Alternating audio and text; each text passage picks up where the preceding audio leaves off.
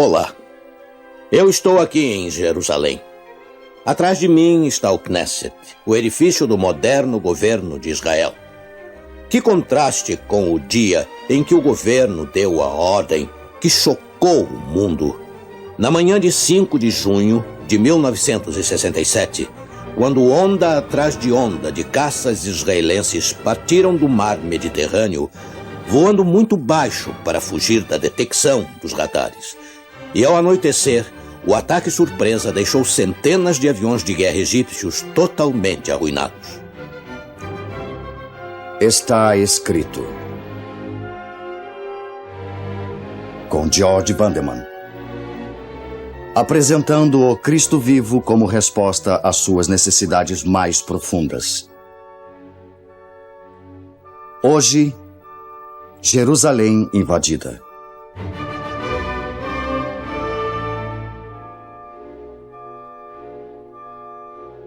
Israel, ameaçada de invasão imediata por suas nações vizinhas, decidiu atacar primeiro. E atacou para valer. Na noite do segundo dia, os caças a jato haviam arrasado as forças aéreas árabes, destruindo mais de 400 aviões e perdendo apenas 26 dos seus.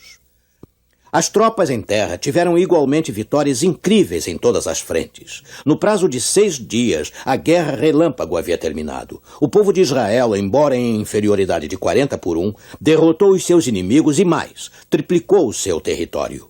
Um dos feitos mais brilhantes da história militar. Não é de admirar que tenham dançado nas ruas de Jerusalém após a Guerra dos 6 Dias. Desde o início de Israel, em 1948, como nação independente, sua existência tem sido uma série de milagres. Milagres esperados. Pois 19 séculos antes, o povo judeu tinha sido espalhado como estrangeiro por todo o mundo.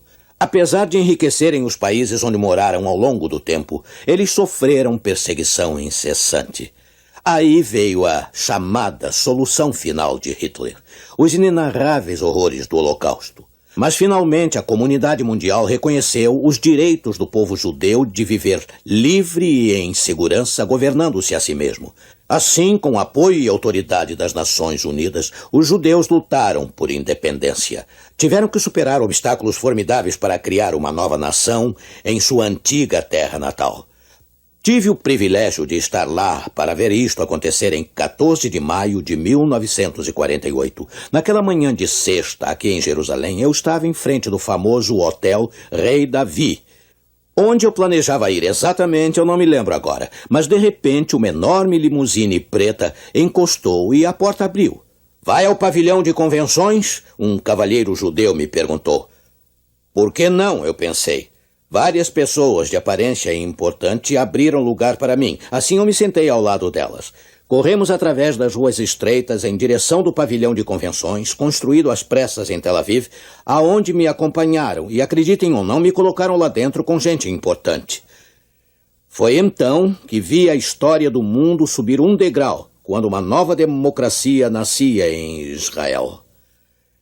E desde aquele dia memorável, 4 décadas atrás, no pavilhão de convenções, o Oriente Médio tem ocupado o plano central nos assuntos mundiais. Sabe, há muito mais envolvido do que uma luta entre árabes e israelenses. As superpotências do mundo têm interesse vital neste lugar que eles têm jurado proteger a todo custo. Muitos temem que cedo ou tarde a Terceira Guerra Mundial terá o seu início aqui no Oriente Médio. Uma nova guerra mundial poderia ter acontecido em 1973. O Egito e a Síria atravessaram com seus tanques de fabricação soviética as fronteiras de Israel, jurando vingança pela Guerra dos 6 Dias. Eles pegaram um inimigo completamente desprevenido. Era o Yom Kippur, o dia mais sagrado do ano judeu. Mas Israel rapidamente refez-se de seus reveses e tomou a ofensiva, ajudado por um reforço maciço de provisões dos Estados Unidos. Enquanto isso, a portas fechadas, as superpotências estavam assustadoramente próximas de uma guerra nuclear. Relatando mais tarde, o ex-presidente disse: o líder soviético Brezhnev exigiu que os Estados Unidos se unissem a ele enviando forças de manutenção de paz ao Oriente Médio e se instalassem em Israel. Negamos com firmeza e exigimos que a ação fosse diplomática ao invés de militar. Brezhnev ameaçou intervir unilateralmente. Quando fomos informados de que as forças soviéticas estavam embarcando em transportes de tropa, alertamos Brezhnev que não toleraríamos intervenção unilateral e enfatizamos nossa determinação colocando nossas forças convencionais e nucleares em alerta. Graças a Deus, os soviéticos concordaram com a solução diplomática para pôr fim à guerra e, mais uma vez, a democracia de Israel sobreviveu e a guerra mundial foi adiada. Mas, ouça, toda essa inquietação e levantes do final dos tempos no Oriente Médio nos surpreende, ou os profetas previram isto na Bíblia? Existe alguma palavra do Senhor para esta hora de crise?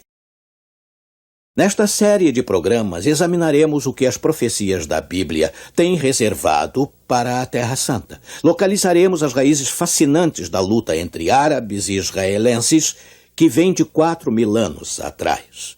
Sabe, este conflito envolve muito mais do que política. No fundo, é uma batalha entre duas antigas religiões, ambas tendo suas raízes no velho patriarca do Antigo Testamento, Abraão. Os israelenses creem que Deus deu a Palestina a eles através de Isaac, o filho de Abraão. Os árabes, liderados pelos fundamentalistas muçulmanos, por outro lado, se veem como os legítimos herdeiros da terra prometida através de Ismael, o outro filho de Abraão.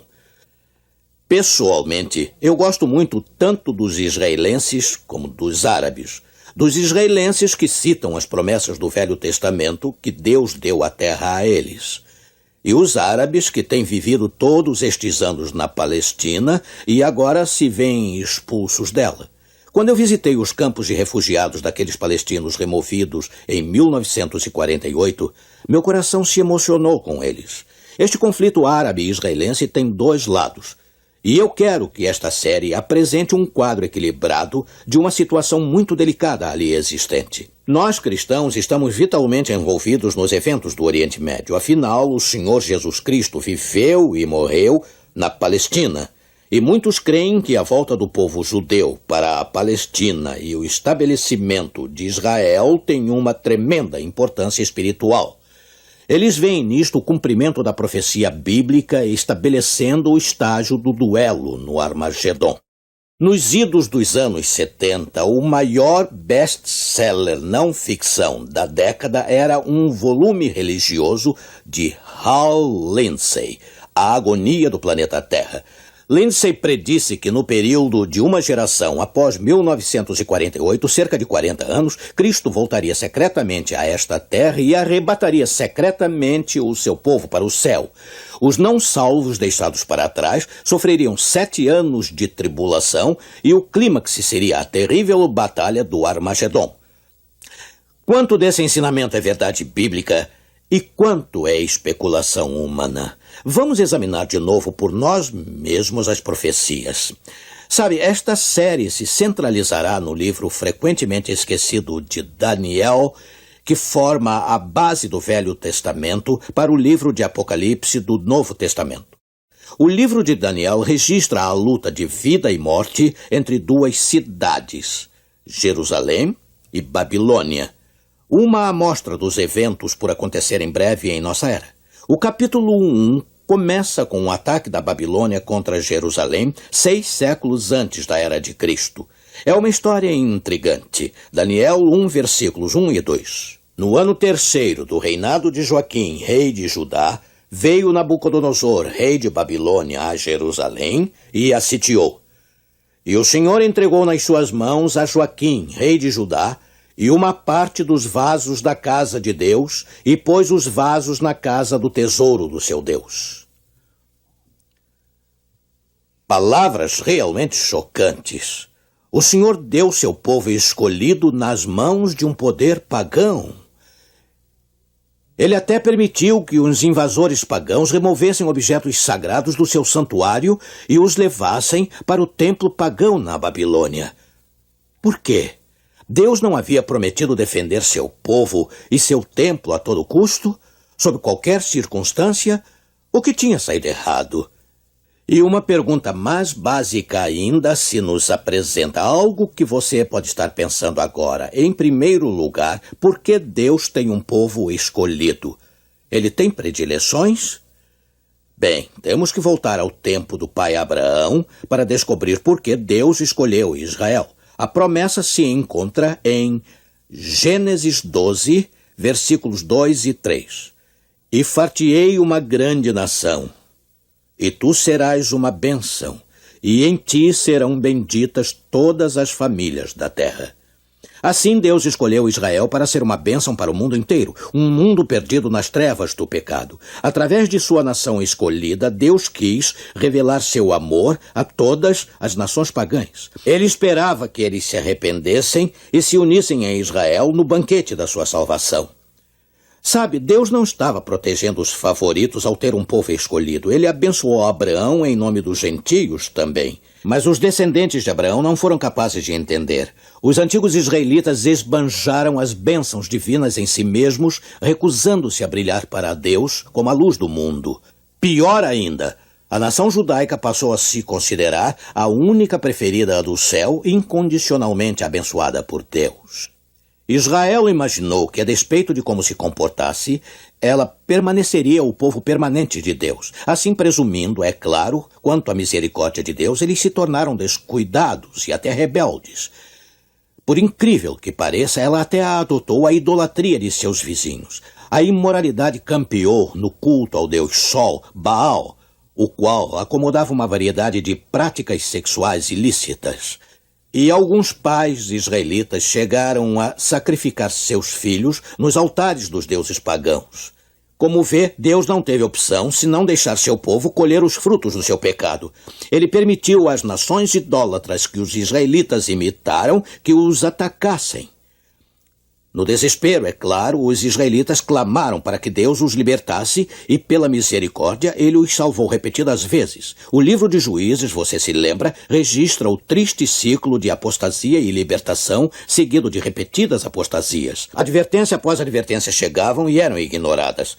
Muitas vezes o povo de Deus chegava a assassinar seus mensageiros no Velho Testamento, os profetas. Eles se recusaram a crer que Deus empregaria de fato o poder pagão como instrumento para puni-los. Mas finalmente veio o dia do julgamento, quando a Babilônia, o centro do culto pagão, invadiu Jerusalém no ano 605 a.C. O rei Nabucodonosor, sem dúvida, saqueou e incendiou a cidade santa da paz. O templo glorioso ficou em ruínas. Muitos dos jovens saudáveis que sobreviveram aos ataques foram levados como cativos para a Babilônia. 1.600 quilômetros empoeirados e miseráveis de distância e próximo de onde fica atualmente Bagdá, Iraque. Em todas as épocas de problemas, Deus tem uns poucos fiéis que permanecem leais a Ele. Daniel, capítulo 1, registra a emocionante história de como 4 jovens, provavelmente adolescentes, permaneceram fiéis a Deus naquela terra pagã. Daniel e seus 3 amigos, Ananias, Misael e Azarias, chamaram a atenção de Nabucodonosor e das autoridades. E estes descobriram que eles eram, versículo 4, mancebos em quem não houvesse defeito algum, formosos de parecer e instruídos em toda a sabedoria, sábios em ciência e entendidos no conhecimento, e que tivessem habilidade para viver no palácio do rei, a fim de que fossem ensinados nas letras e na língua dos caldeus. Bem, esses jovens bonitos tinham vencido dentro da vida real na Babilônia. Eu posso imaginar as garotas da cidade todas de olho neles, assim como o próprio Nabucodonosor, o qual determinou a ração de cada dia, da porção do manjar do rei e do vinho que ele bebia, e que assim fossem criados por 3 anos, para que no fim deles pudessem estar diante do rei. Bem, a princípio deve ter parecido o fim do mundo para Daniel e seus amigos quando os invasores os arrancaram de suas famílias e os levaram cativos. Mas surpresa! Junto com isso veio a vida boa. Uma bolsa na Universidade da Babilônia e um grande cargo no governo esperando por eles após a formatura. Com vinho, mulheres e música ao longo do caminho. Mas, versículo 8. E Daniel assentou no seu coração não se contaminar com a porção do manjar do rei, nem com o vinho que ele bebia. Sim, no meio dos prazeres do mundo, Daniel recusou-se a se corromper. Ele decidiu continuar fiel ao Deus que havia salvado a sua vida. Ele iria honrar seu Criador, guardando o corpo e a alma das atraentes tentações do mundo. Precisamos de mais jovens como Daniel. Você não concorda? Com as drogas, o álcool e o sexo ilícito degradando e pervertendo a nossa juventude, precisamos de adolescentes nobres que digam simplesmente não à tentação e sim ao plano de Deus para a sua vida. Sim, Daniel e seus amigos determinaram ser fiéis ao seu Deus, mas Nabucodonosor parecia determinado a apagar qualquer vestígio da herança hebraica deles. Ele chegou a mudar os seus nomes, dando-lhes os nomes de deuses pagãos. Imagine como deve ter sido tentador para que abandonassem a sua fé. Afinal, suas orações para que Deus defendesse Jerusalém aparentemente não tinham sido ouvidas. E agora eles se encontravam no centro do paganismo, com um mundo pagão abrindo seus braços com oportunidades para eles. Por que não desistir e ceder? Evidentemente, todos os seus colegas cativos de Jerusalém cederam, mas Daniel e seus amigos não. E logo surgiu um outro teste. O despenseiro do rei havia recebido a responsabilidade de manter Daniel e seus companheiros com saúde. Imaginando que seus alimentos simples e naturais poderiam deixá-los sem saúde, o despenseiro insistiu que Daniel e seus amigos comessem e bebessem o que os demais haviam concordado em comer. Mas com sabedoria do céu, Daniel surgiu com uma proposta. Daniel 1, versículos 12 e 13. Experimenta, peço-te, os teus servos 10 dias, fazendo que se nos deem legumes a comer e água a beber. Então se veja diante de ti o nosso parecer e o parecer dos mancebos que comem a porção do manjar do rei. E conforme vires, te hajas com os teus servos. Muito justo, você não concorda? Pois o mordomo do rei concordou. E veja o resultado. Versículos 15 e 16. Ouça. Ao fim dos 10 dias apareceram os seus semblantes melhores. Eles estavam mais gordos do que todos os mancebos que comiam porção do manjar do rei. Desta sorte, o despenseiro tirou a porção do manjar deles e o vinho que deviam beber e lhes dava legumes. Alguns cristãos hoje dizem que não importa o que comemos ou bebemos. Mas Daniel e seus amigos sabiam que importa e foram ricamente abençoados por sua fidelidade. Versículo 17. Ora, a estes 4 mancebos Deus deu o conhecimento e a inteligência em todas as letras e sabedoria, mas a Daniel deu entendimento em toda a visão e sonhos. Amigo, aí está. Essas visões e sonhos que Deus deu a Daniel são as profecias de alcance mais longo em toda a Bíblia. As profecias de Daniel têm uma tremenda importância para nós agora. Hoje, embora elas em geral sejam desprezadas ou mal entendidas por muitos cristãos do século XX, mas nesta série de programas nós as estudaremos atentamente. Voltemos agora à história de Daniel e seus amigos. Após seus 3 anos de colégio, Nabucodonosor os convocou para o exame de formatura. E ouça Daniel 1, versículo 20. E em toda a matéria de sabedoria e de inteligência sobre que o rei lhes fez perguntas, os achou 10 vezes mais doutos do que todos os magos ou astrólogos que havia em todo o seu reino. História emocionante. Daniel e seus amigos permaneceram leais e autênticos com todos ao seu redor em vez de renegar a sua fé. Nós vemos aqui um símbolo do povo de Deus no final dos tempos, os quais guardarão os mandamentos de Deus e a fé de Jesus. Oh, amigo, que tal você e eu? Nós, assim como Daniel, propormos em nosso coração não permitirmos que nosso corpo e alma sejam contaminados. Mas talvez você já se sinta contaminado e impuro. Recentemente, uma jovem, que chamarei de Carla, me procurou com o coração partido depois que o namorado com quem ela vivia a abandonou e saiu da cidade. Ela se sentia terrivelmente só e culpada. Ela duvidava que algum homem decente pudesse querê-la agora. Sua vida estava arruinada para sempre, ela temia. O coração pesado de Carla ansiava por paz, e ela precisava do poder de Deus para colocar sua vida em ordem. Assim eu mostrei a ela a boa notícia do profeta do Evangelho no Velho Testamento. Isaías 53, versículo 6. Lembra-se? Todos nós andamos desgarrados como ovelhas. Cada um se desviava pelo seu caminho. Mas o Senhor fez cair sobre ele, Jesus Cristo, a iniquidade de todos nós. Somos todos culpados, merecedores da morte, mas graças a Deus, Jesus pagou tudo. Na cruz ele pagou o preço total de nosso pecado, de modo que agora podemos comparecer puros diante de Deus. Carla mal podia acreditar que pudesse ser perdoada total e gratuitamente. E tem mais, eu disse a ela. O Senhor não só perdoa, mas nos considera santos. Ele também nos dá força para viver uma vida nova para Ele. Ele tem um plano especial para cada um de nós individualmente. E à medida que continuarmos seguindo-o, Deus nos considera perfeitos em Jesus. Que notícia maravilhosa! Para uma mulher apanhada em adultério, Jesus disse, nem eu te condeno. E com a alegria daquele perdão veio o poder para dizer, vai e não peques mais. Você se lembra?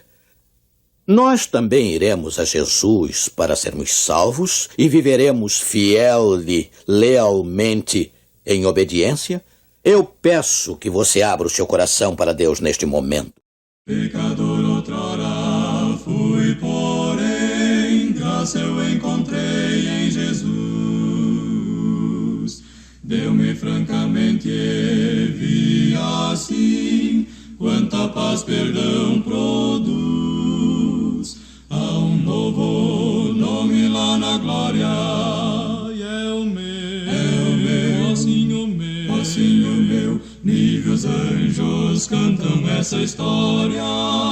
O pródigo volveu, assim volveu, pois há um novo nome lá na glória, e é o meu, assim o meu. Pois que fui perdoado e sou ao céu levado, lá morar eu vou. Pela graça salvo escrito está, que alegria ao ser me inundou.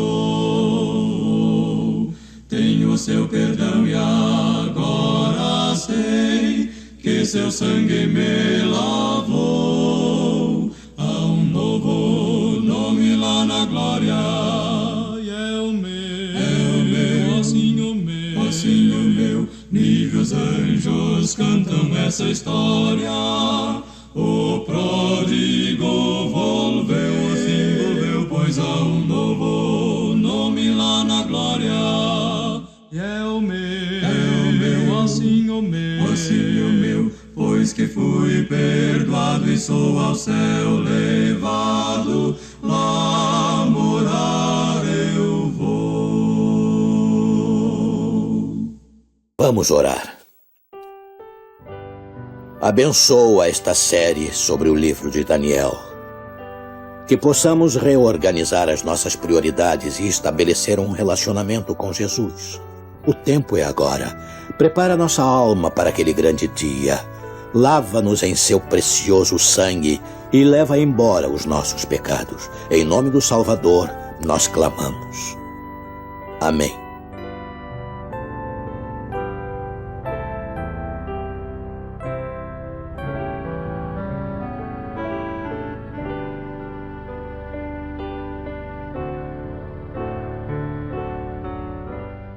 Temos ainda muitas coisas surpreendentes e interessantes para lhes oferecer nos próximos programas desta série. Assim, eu convido os seus amigos e familiares para assistirem a cada domingo. Mas agora chegou o momento de dizer até logo a todos. Mas lembrem-se, está escrito, não só de pão viverá o homem, mas de toda a palavra que sai da boca de Deus.